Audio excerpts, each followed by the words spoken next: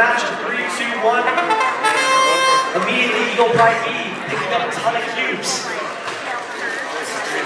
Eagle Pride B looking to score all these 3 cubes they just grabbed. And they managed to dispense 6 cubes. Soccer Kicking Twinkies looking to do the same.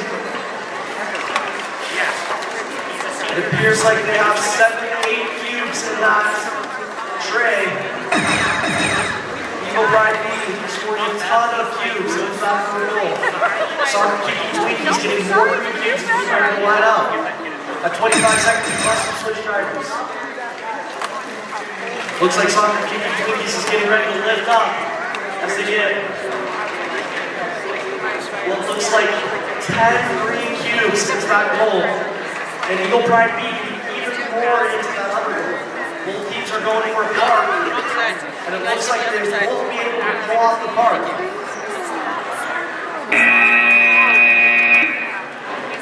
Very high scoring match.